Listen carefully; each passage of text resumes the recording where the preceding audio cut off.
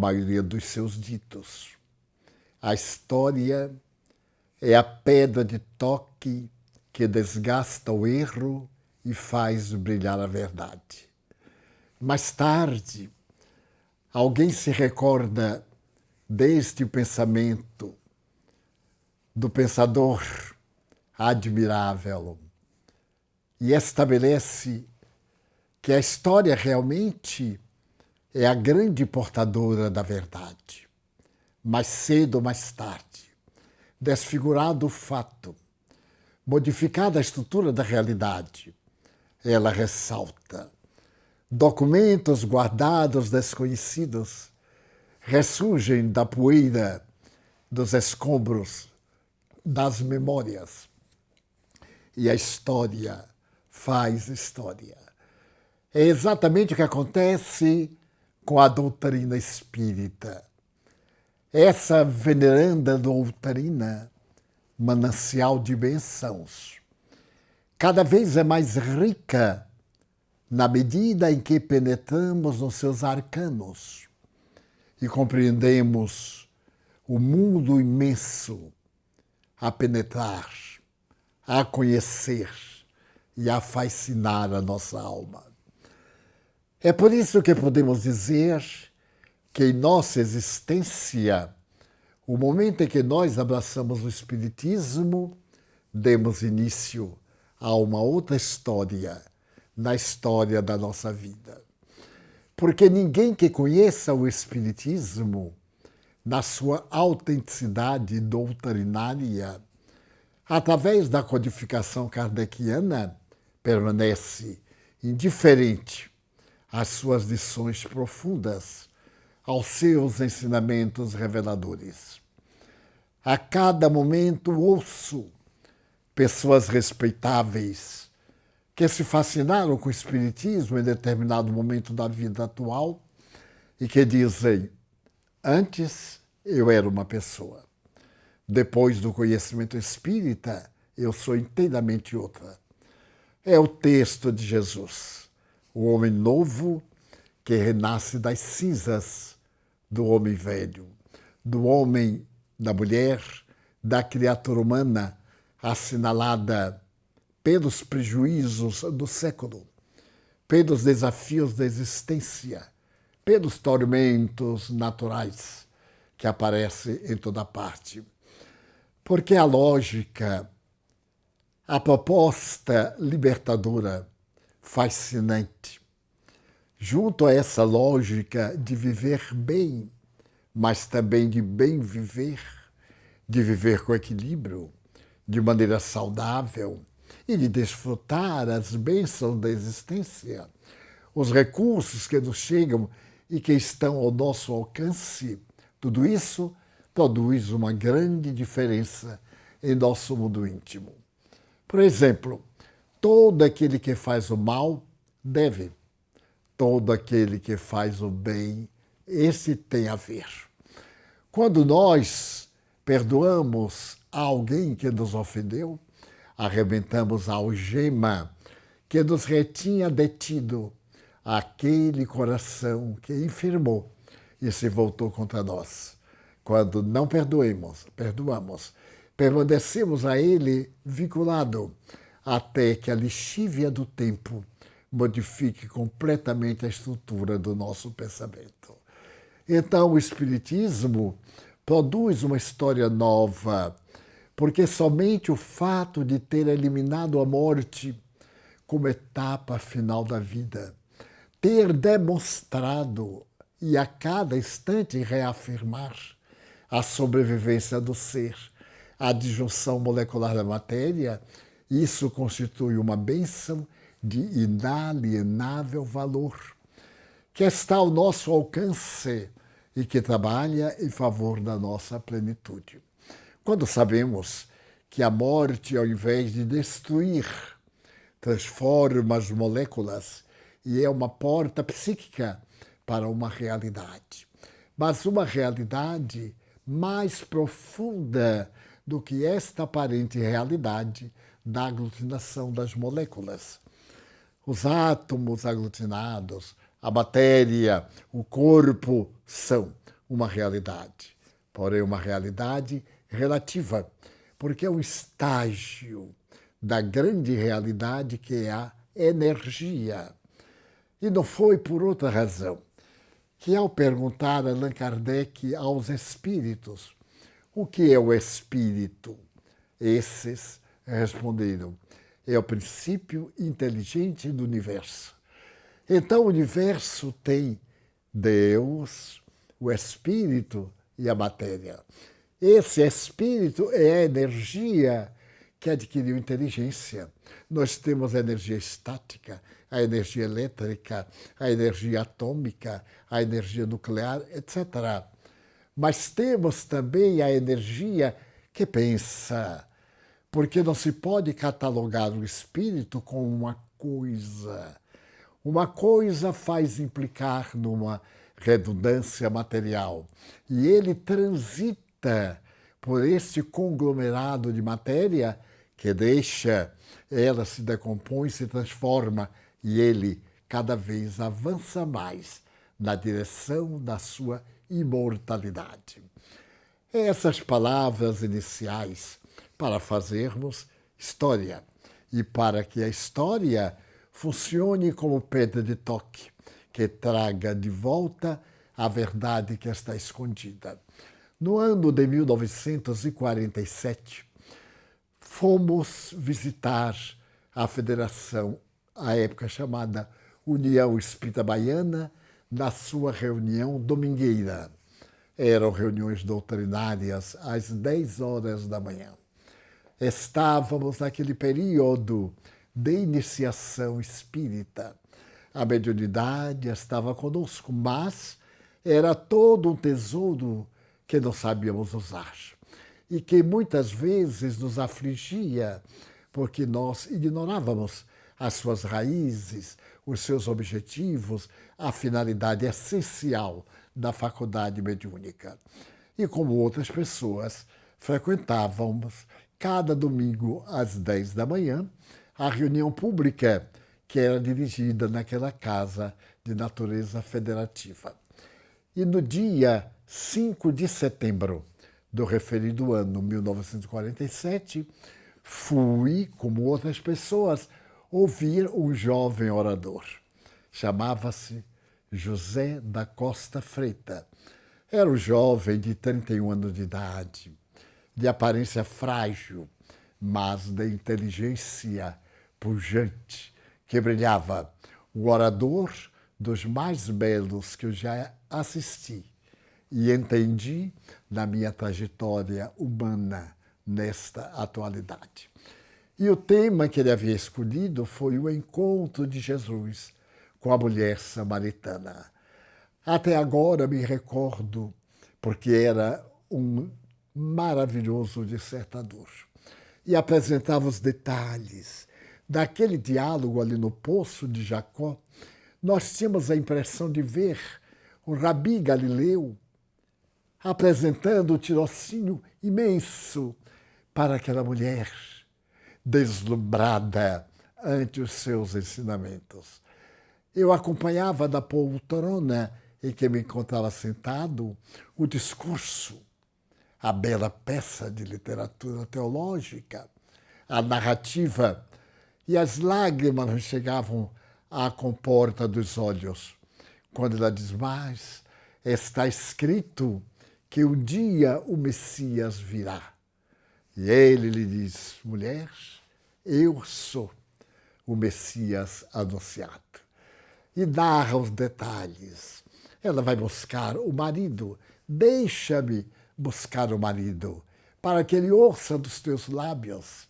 E Jesus disse: hoje tu tens um companheiro e outro já tiveste, e não são teu marido.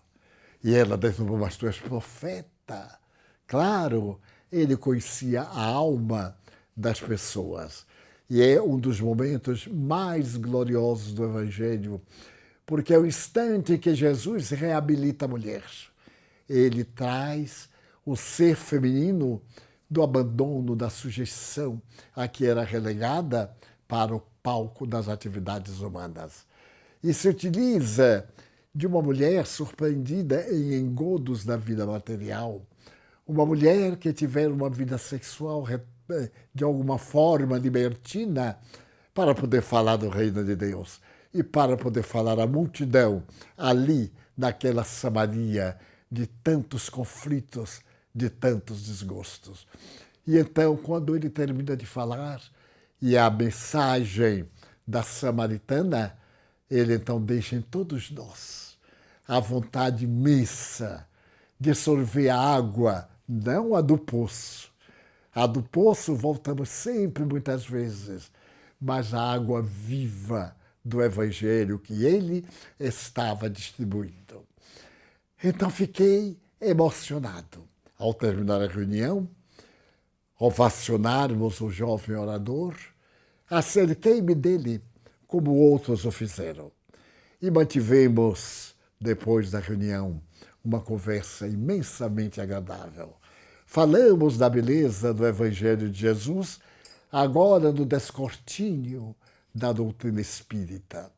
E ele nos falou da sua vida, de jornalista, de emérito trabalhador residente do Rio de Janeiro, mas que viajava para a grande revista à noite, conseguindo assinaturas no Brasil todo. E enquanto trabalhava para a noite, o periódico, ele, durante o dia, construía o grande dia da humanidade, pregando a doutrina de libertação. Então, ele nos perguntou o que havíamos achado da palestra e entramos em detalhes. Eu tinha lido, sim, o encontro de Jesus, mas não havia percebido a beleza que ele soube colocar nas suas palavras. Ele perguntou, afinal, por que eu era tão jovem, estava com 20 anos, e estava interessado no espiritismo. Eu lhe falei que era médium.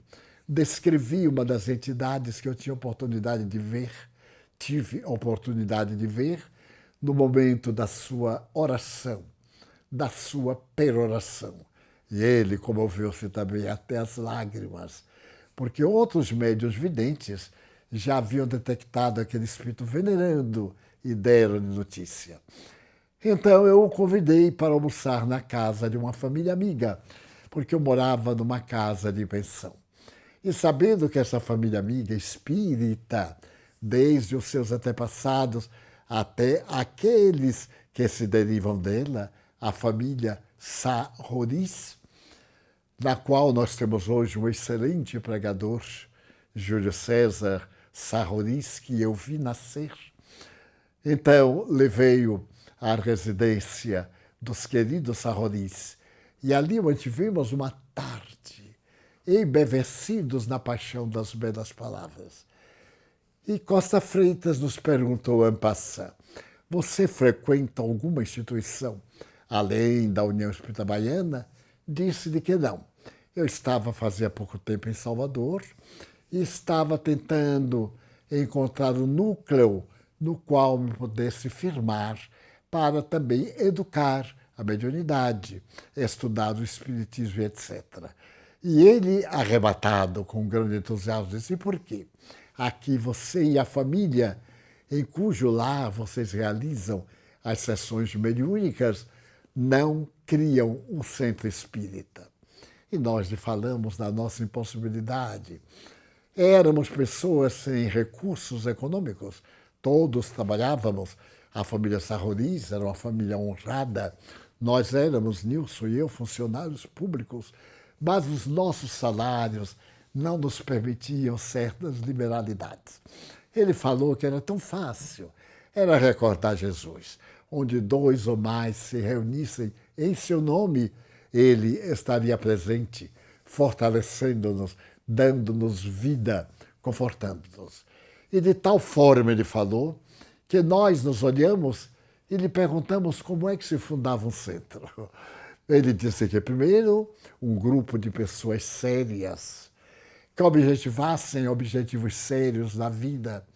Depois, um regimento interno, um regimento público para estar de acordo com as leis do país, etc. E se incumbiu de, naquela mesma noite, conseguir o regulamento da Federação Espírita, ou melhor, da União Espírita do Estado da Bahia. Hoje, Federação Espírita do Estado da Bahia. E dessa forma, no dia seguinte, na segunda-feira, estávamos reunidos trabalhando na elaboração de um estatuto, ouvindo as suas recomendações, procurando entender a grandiosidade dessa doutrina que se baseia na ciência dos fatos, que conforta na filosofia do bem e que é uma religião porque nos leva de volta à misericórdia divina, religando-nos a Deus. E trabalhamos toda terça-feira. Ele já permaneceu aí. E na quarta-feira inauguramos na Rua Barão de Cotegipe, número 124, na residência de Dona Etelvina Perrone, uma viúva que morava nesse endereço com duas irmãs viúvas. Ela nos cedera a sala de sua casa, uma verdadeira mansão, mas um tanto em decadência, para nos reunirmos ali, para orarmos, para realizarmos sessões mediúnicas, para aplicarmos passes e, naturalmente, para aquilo que viesse a ocorrer. Muito feliz, Dona Etelvina nos ofereceu o primeiro piso da casa, a sala de visita enorme, o quarto, a alcova também enorme, que abrindo a porta ampliava a sala imensamente. E no dia 7 de setembro de 1947, inauguramos o Centro Espírita Caminho da Redenção. Hoje estamos celebrando o seu aniversário, porque daquele momento de júbilo nasceu uma instituição que até hoje, sem parar, tem servido à causa da doutrina espírita por todos os meios ao seu alcance para divulgar o espiritismo, mas, sobretudo, para viver a ação da caridade nos seus mínimos detalhes dentro da obra inspirada por Deus. Aí começou uma verdadeira saga. José da Costa Freitas deveria viajar. Ele foi o benfeitor que nos deu o nome Centro Espírita Caminho da Redenção. Por quê? Porque o Espiritismo é, sem a menor sombra de dúvida, a nossa vereda iluminativa, o nosso caminho de redenção espiritual. E desde aquele dia, nós houvéramos pronunciado a primeira palestra espírita na cidade de Aracaju, a 27 de março daquele mesmo ano de 47, e estávamos com a alma arrebatada pelo júbilo, pela presença dos benfeitores espirituais. Quantas inumeráveis bênçãos aconteceram-nos desde então. Quantas almas felizes e outras desesperadas vieram ao nosso núcleo de evangelização para manter o contato com a fé renovada e renovadora. Quantos milhares atravessaram a aduana da nossa porta ali, mais tarde numa sede própria e, na atualidade, aqui no bairro do Pau da Lima, onde mantemos a Mansão do Caminho e os vários departamentos do Centro Espírita Caminho da Redenção. Em verdade, jamais poderíamos imaginar que aquela centelha, aquele pequeno raio de luz, poderia transformar-se no sol brilhando, porque a ação da caridade máxima, precípua, fundamental, é a ação da caridade. E logo iniciamos a fazê-la visitando as invasões do bairro do Uruguai, onde as dificuldades financeiras, sociológicas, humanas eram muito difíceis. A região dos alagados, da lama pútrida, do lixo da cidade do Salvador. E aí organizamos a caravana Alta de Souza, oferecendo cestas básicas a pessoas idosas, a pessoas que haviam perdido o rumo, a necessitados, a mães, portadoras de muitos filhos, sem a presença paterna para as ajudar. Ali então começamos, e em nossos maravilhosos instantes de mediunidade, pedimos a nossa benfeitora espiritual, que surgiu primeiro dizendo-se um espírito amigo, para depois desvelar-se, anos bem mais tarde, por sendo Joana de Ângeles, Soror Juana Inês de la Cruz, Joana Angélica de Jesus, a heroína da independência do Brasil, em 1922. Começamos a prática da caridade e eu pedi-lhe para que rogasse a Jesus para dar-nos forças, para servir, para crescer. E ela me comunicou que tinha como tarefa, ao nosso lado e com o nosso grupo, a tarefa da educação, mas que ia pedir a São Francisco de Assis, de que é uma grande admiradora, para que ele pedisse a Jesus a sua bênção para o nosso trabalho de educação, de socorro. E ele lhe havia dito que estaria de pleno acordo em ajudar as gerações novas e educar, mas que não nos olvidássemos dos sofredores. E a mim, em particular, ele mandava dizer: nunca te afastes dos pobres, dos necessitados, dos aflitos. Quando te vejas distante deles, ou cercado por uma multidão de pessoas de prestígio, tem cuidado. Algo não está funcionando bem em tua vida. Lembra-te de Jesus, que sem desprezar a ninguém, sempre se envolveu com a multidão dos desesperados e dos aflitos. Com toda a razão, ela nos trazia essa mensagem de São Francisco, o pobrezinho de Assis. E nós interessamos-nos em levar adiante a caravana e, ao mesmo tempo, abrir a nossa primeira escola de alfabetização, à sombra de uma mangueira triunfante no quintal da nossa instituição. Ali, em caixotes de cebola, que nós conhecíamos e conseguíamos de pessoas generosas, de casas comerciais que nos ofereciam, já que a cebola vinha encaixotada de uma maneira muito especial, e nasceu a escola Jesus Cristo. Ali, a lição era Cristo, a mensagem do Mestre, o Mestre insuperável. Nesse ínterim, transferimos-nos de casa para a casa própria e criamos a Mansão do Caminho, o lar para crianças em risco social, para crianças órfãs, para crianças que haviam perdido a família.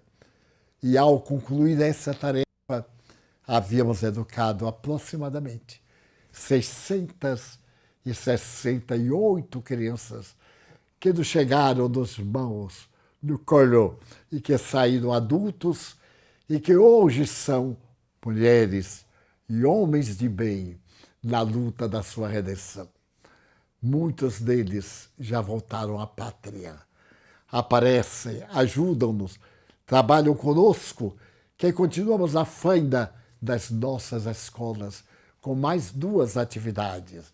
A Escola Alvorada Nova e mais uma escola dedicada à alfabetização, Allan Kardec. Com as 3 escolas, nós criamos de imediato uma creche para os pequeninos, enquanto suas mãezinhas trabalhavam. E a creche surgiu como uma pérola de luz, sendo ainda hoje a nossa joia, a manjedoura, evocando o lugar em que Jesus nasceu. Mas a vida não cessa e fomos crescendo, ampliando, aumentando os nossos recursos, trabalhando mais e criamos um núcleo de assistência médica. Homens e mulheres bondosos saíam dos seus consultórios para virem atender aqui no bairro, para socorrer os necessitados. Militares, como o Dr. Formosinho e outros, ao aposentarem-se, vieram trabalhar diariamente em nosso posto médico, Dr. Carneiro de Campos. A obra crescia e exigia-nos o trabalho, a construção de 15 lares para receber e manter os nossos filhos. Ampliamos a Escola Jesus Cristo. Hoje ela tem 1.100 alunos. E somando as outras escolas e as outras atividades infanto-juvenis, temos aproximadamente 3.500 crianças em homenagem ao Rabi, que disse: mestre, sim, eu sou. Bom é o meu pai, mas eu sou mestre, disse ele ao jovem rico. E nesse ínterim, a psicografia surgiu como uma estrada de libertação. E publicamos o Messe de Amor, através do professor Carlos Pastorino, que na sua gráfica e na sua imprensa Espíritos abriu-nos as portas para a publicação do livro, que aconteceu no dia 5 de maio de 1964. De lá para cá, a Federação Espírita Brasileira, a nossa casa-mãe, a honorável Casa de Bezerra de Menezes, esta casa de luz que foi implantada no além e transferida para a terra, já publicou mais de uma dezena de livros e outras editoras no Brasil, no exterior, numa totalidade de quase 300 obras, de 284 espíritos diferentes. Mas não ficamos aí. Allan Kardec dizia que era necessário divulgar a doutrina. E nós mantivemos o programa da Rádio Excelsior da Bahia. E logo quando apareceu a televisão, na Rádio e Televisão Sociedade da Bahia, fomos crescendo. Criamos uma revista, a Revista Espírita, que prossegue até hoje através dos métodos, recursos da cibernética. E a casa foi aumentando. Nós vimos a dificuldade das mulheres grávidas aqui no bairro, que iam parir na rua, até conseguirem um veículo para chegarem a uma ou duas maternidades na cidade. Nós oferecíamos veículos, Nilson as levava. Então começamos a sonhar com uma casa de parto. E nesse momento, Deus nos permitiu, com o auxílio de Dona Ana Beira, essa mulher dedicada a Jesus, cujo amor não tem limite, construir a nossa instituição de parto natural, que foi a primeira do Brasil, do Nordeste. A abnegação de um médico que viu desencarnar sua filha querida, uma das razões da sua vida, e que, na tribulação da dor, ele, sendo obstetra, salvando vidas, via diluir a vida da filha idolatrada. Então pedimos-lhe para que nos ajudasse. E o doutor Gaspar, abnegado, sua senhora esposa e outros testaram armas conosco. E a nossa casa de parto completou esta semana 10 anos, com 6.000 partos, partos naturais, procurando apoiar a natureza, favorecer a vida nas suas expressões mais belas. Mas tudo isso sob os auspícios do mundo espirituais. Espíritos generosos cercaram-nos, ajudaram-nos, socorrem-nos para espalharmos a luz do Evangelho em toda parte. Comecemos a viajar.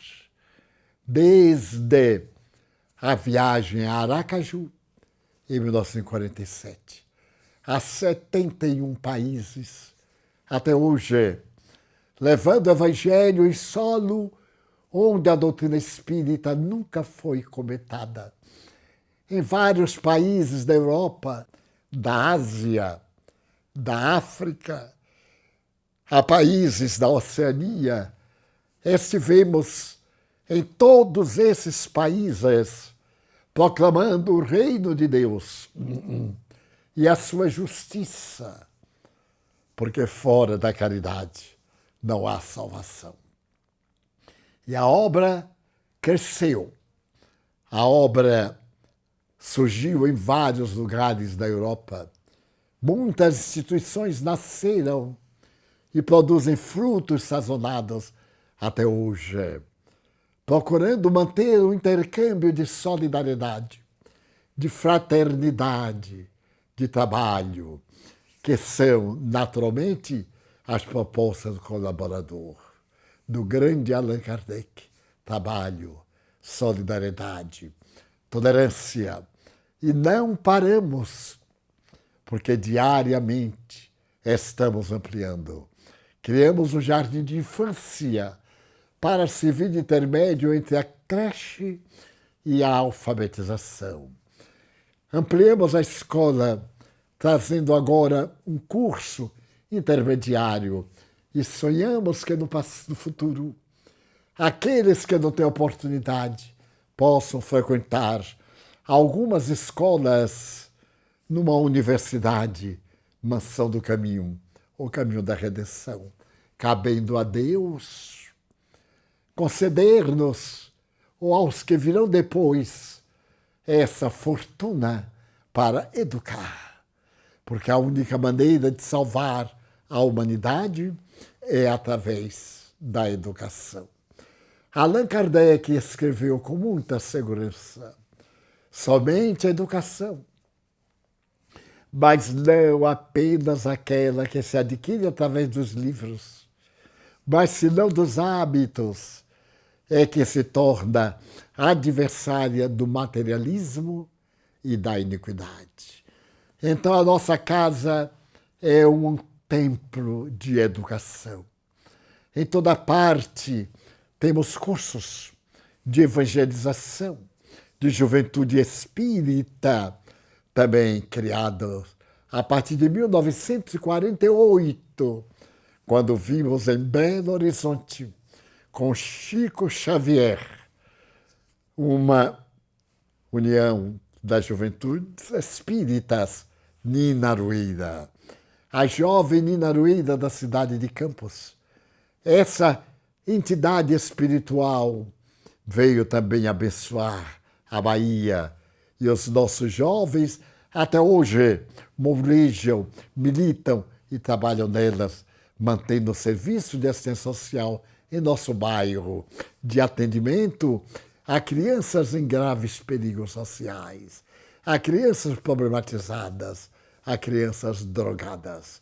Então, o Centro Espírita Caminho da Redenção, que está celebrando os seus 73 anos no dia de hoje, tornou-se este farol de luz e de bênçãos, graças à palavra de José da Costa Freitas, as suas lições grandiosas, seus ensinos luminosos e o seu esforço hoje do mundo espiritual, continuando a ajudar-nos com a família Sarroris, que na sua grande maioria já retornou à pátria, aqui estando os descendentes todos espiritistas.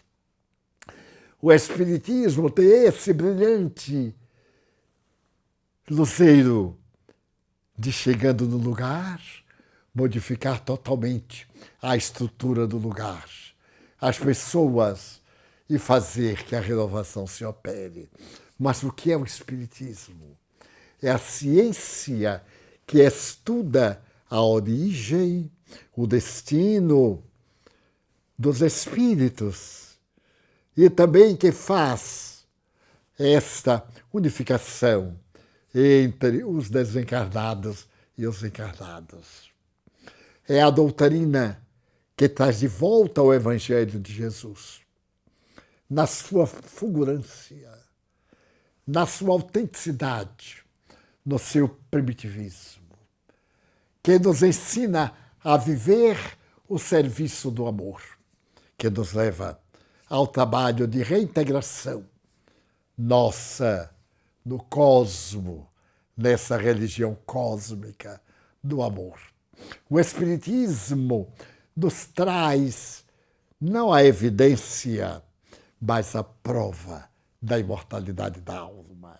Em nossas reuniões mediúnicas, comunicam-se aqueles que viveram antes, que vêm confortar os corações dilacerados pela saudade, ou as almas que nos buscam através da psicografia, da psicofonia, da convivência.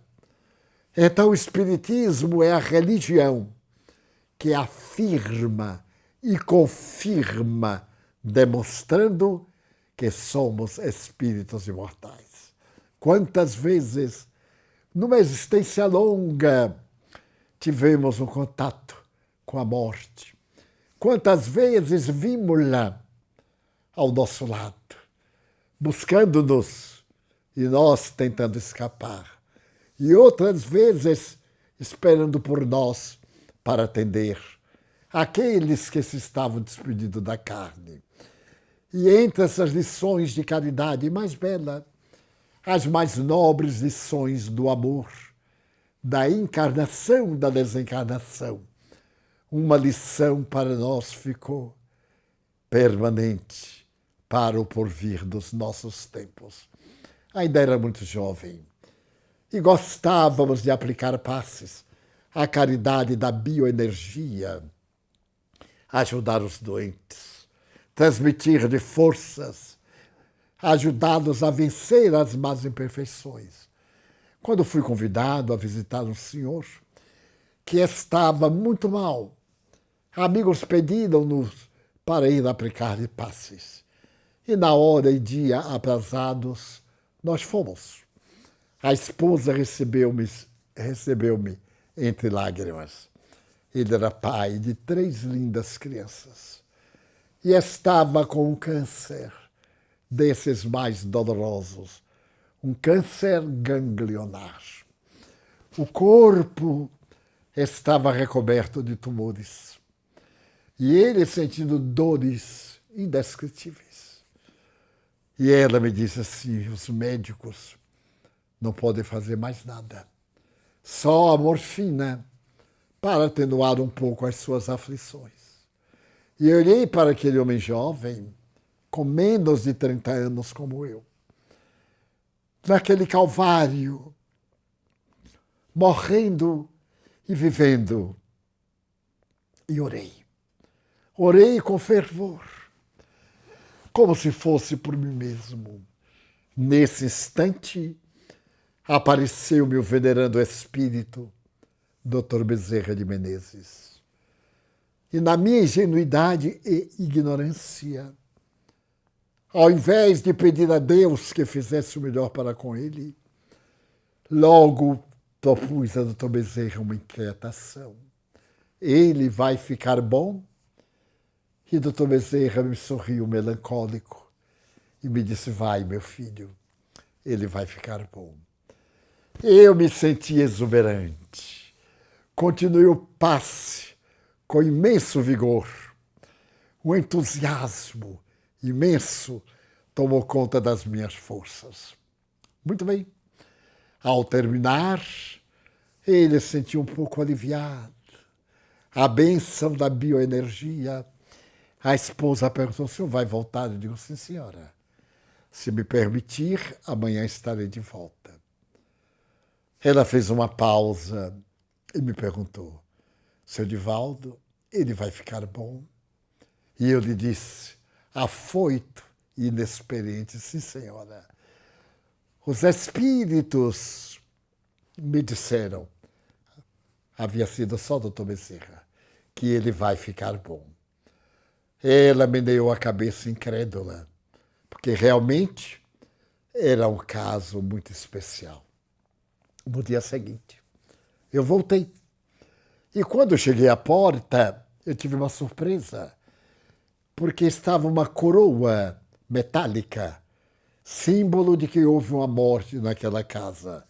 Conforme acontecia, àquele tempo, hoje nós temos casas especiais, onde se colocam os desencarnados, onde se oram, temos as igrejas nos cemitérios, enfim.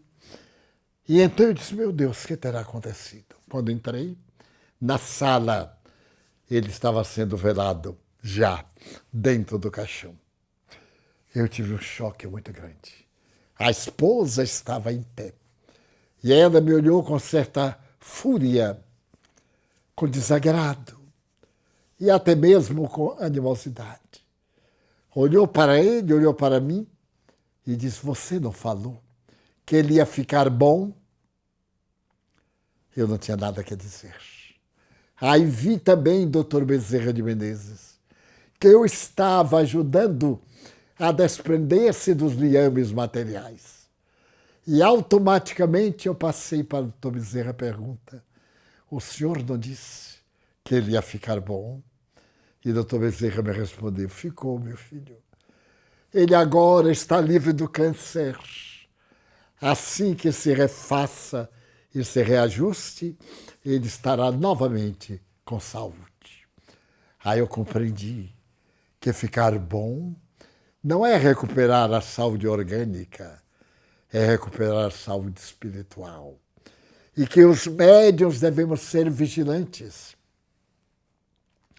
não antecipando opiniões, não procurando entrar nos mistérios, no bom sentido da palavra mistério, nos enigmas, nos lances gloriosos da vida, com certa leviandade.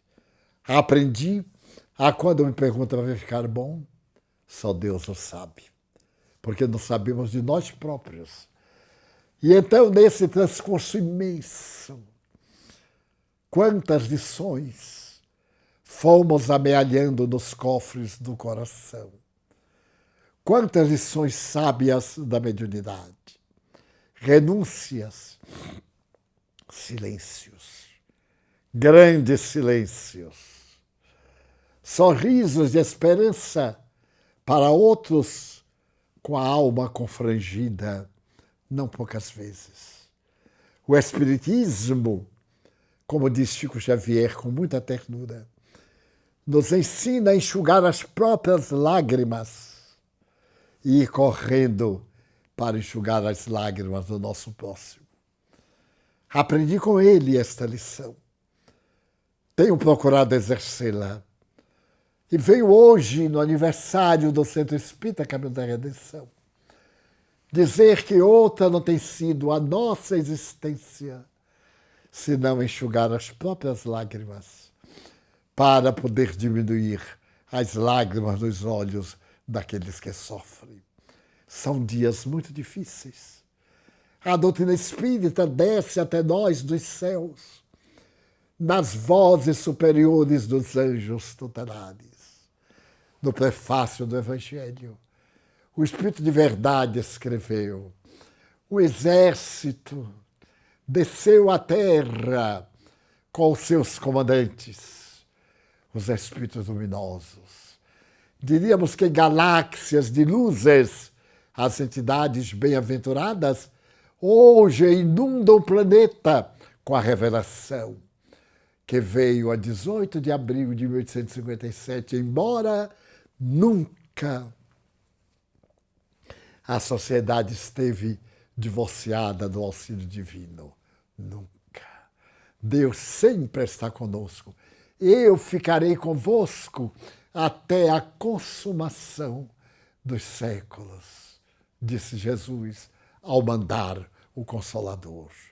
É esse Consolador que está espargindo luzes através do Evangelho redivivo, através da fraternidade em ação, através do perdão total, através da integração nos postulados da Era Nova. Exultemos. Mesmo que tenhamos dores, quem não nas tem? Mesmo que algumas horas sejam de tempestade que passa e vem a bonança que permanece. Mesmo que estejamos de joelhos desconjuntados, como o apóstolo Paulo se viu, Cristo está conosco. Jesus, meus irmãos, não duvidemos. Não permitamos que a peçonha do mal tenha força sobre nós a ponto de nos desanimar. Ajudemos aqueles que ajudam. Silenciemos as ofensas e abramos o coração para receber os filhos do Calvário. Esta é a missão do homem inteligente na terra. Abraçar os filhos do Calvário e com Jesus construir o mundo novo, cujas vibrações já estamos sentindo. Dessa forma, desejamos-lhe muita paz. Essa paz que harmoniza, a tranquilidade que a serena e a fé que ilumina. Muito obrigado.